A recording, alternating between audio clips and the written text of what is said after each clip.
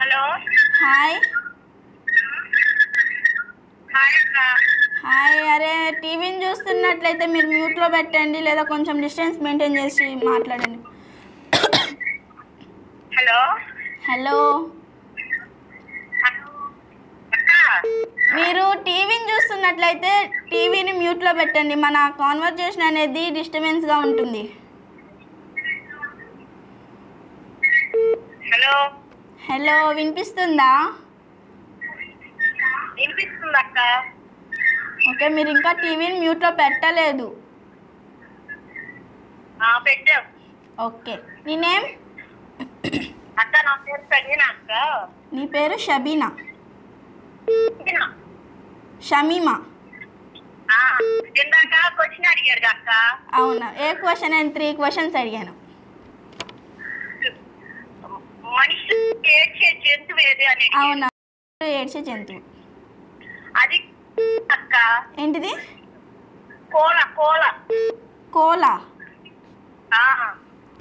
కోలా అనేది జంతువా? పక్ష. ఏమో నాకు తెలీదు. కోలా అనేది నేను ఇప్పుడే వింటున్నాను నేమ్. అవునక్క, అదేనక్క. ఏ మనిషిలాగా ఏడ్చే జంతువు అడిగారు ఇందాక క్వశ్చన్ మీరు. అవునవును. ఆ క్వశ్చన్ కి ఆన్సర్ అది.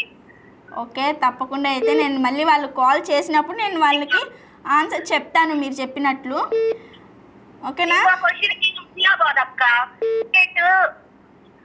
అహిలాబాద్? హలో. హలో అక్క. వినిపిస్తుంది, చెప్పు. Cricket stadium. అవునవును, అది మహిళాబాద్. మహిళాబాద్. మహిళాబాదా ఆదిలాబాదా? మహిళాబాద్.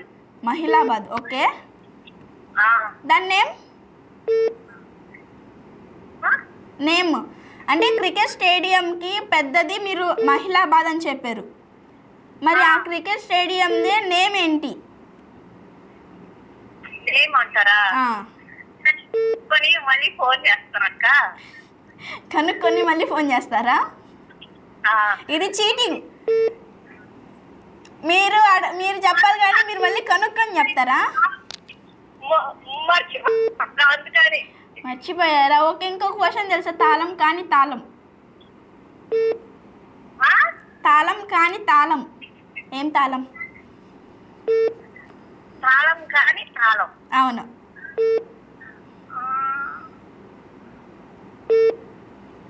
ఓకే, ఆలోచించుకో, మళ్ళీ కాల్ చేయి ఆన్సర్ తెలిసినాక. ఓకేనా?